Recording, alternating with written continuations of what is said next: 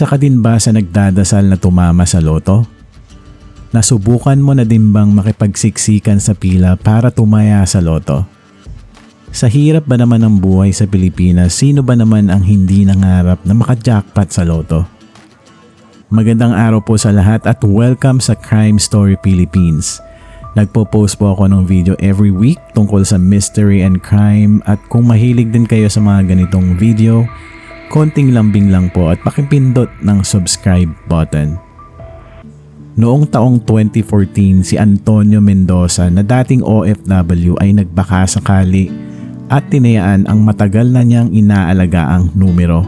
Marahil sa matintimang dasal ni Mang Antonio ay tinamaan na nga niya ang Lotto jackpot na nagkakahalaga ng 12.3 million pesos.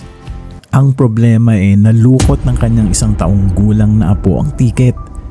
Sa taranta ng ina ng bata na anak ni Mang Antonio ay pinlansya niya ito. At yun na nga, nabura ang 5 sa 6 na numero nito na nakaimprenta sa tiket. Pati ang TSN o Ticket Serial Number nito ay hindi na mabasa.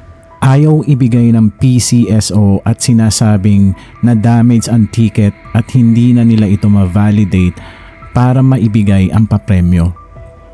At nanindigan sila sa panuntunan na no ticket no prize policy nila.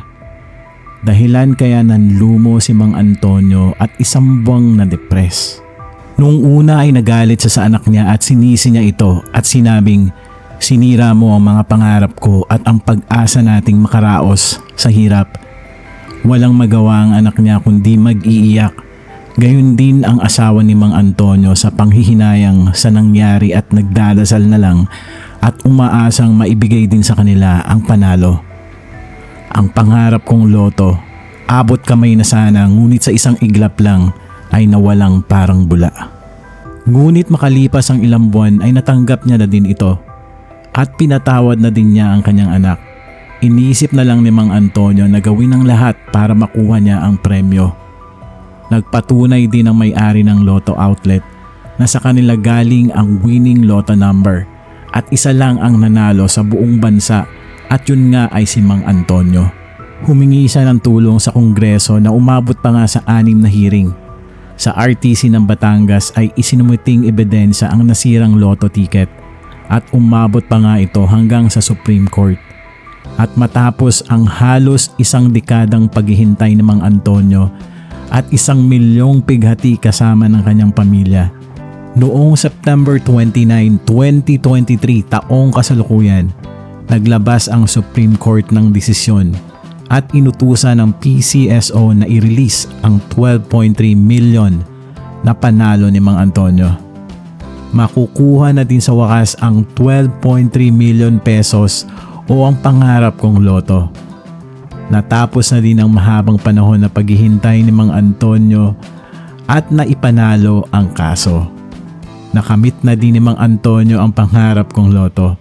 Congratulations po Mang Antonio at sa inyong pamilya.